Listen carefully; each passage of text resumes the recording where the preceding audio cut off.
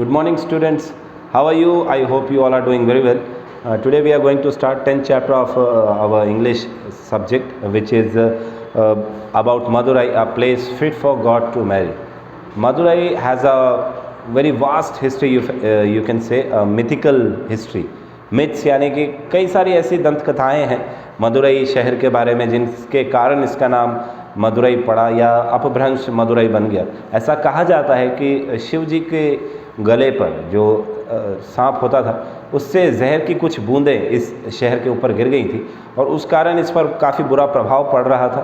तब शिव जी ने अपने जो चांद उनके सिर पर होता है उससे नेक्टर यानी कि अमृत कहा जाए इस टेक्स्ट के हिसाब से, उसकी कुछ बूंदें शहर के ऊपर डाल दी थी, जिससे पूरा ये चीज़ें न्यूट्रलाइज हो गई थी और इसको एक अलग मिठास मिली थी, ऐसा कहा जाता है। एक दंत कथा और है मदुरई से रिलेटेड कि इस शहर को एक सांप ने पूरे तरीके से इसके बाउंड्रीज़ को अपने अंदर समा के रखा है, घेर के रखा है, और जो भी दुश्मन इस बाउंड्री को क्रॉस करने की कोशिश करता है वो पत्थर का हो जाता है, वो स्टोन का हो जाता है। So these are all myths and why it is being named as Madurai, it is you have to refer history books for that.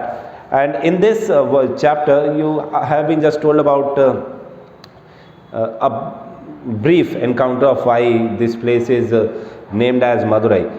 Goddess Meenakshi and Sundareshwara, they actually got married here, और इनकी शादी का त्यौहार चैत्र मास मीन somewhere between April and May हर साल celebrate किया जाता है फॉर 12 लॉन्ग डेज, और ड्रमर्स और यू कैन अंडरस्टैंड कि जैसे नॉर्मल शादियां होती हैं इन हिंदू कल्चर, उसी तरीके से इन दोनों भगवानों की शादी को मनाया जाता है 12 दिनों तक। और आसपास के मंदिर से भी जो दूसरे मूर्त होती है, दूसरे भगवानों की जो मूर्त होती है, उनको भी एज अ गेस्ट इनवाइट किया जाता है इस वेडिंग में।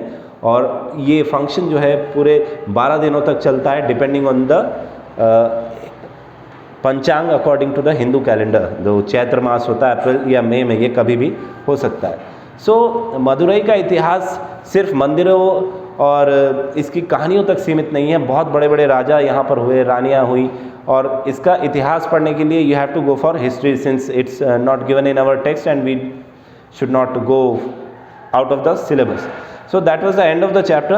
You can go through this, and notes you can write it from the book you are having at your house, the Supermust All in One. You can go refer that book for your notes. That's all for today. Thank you.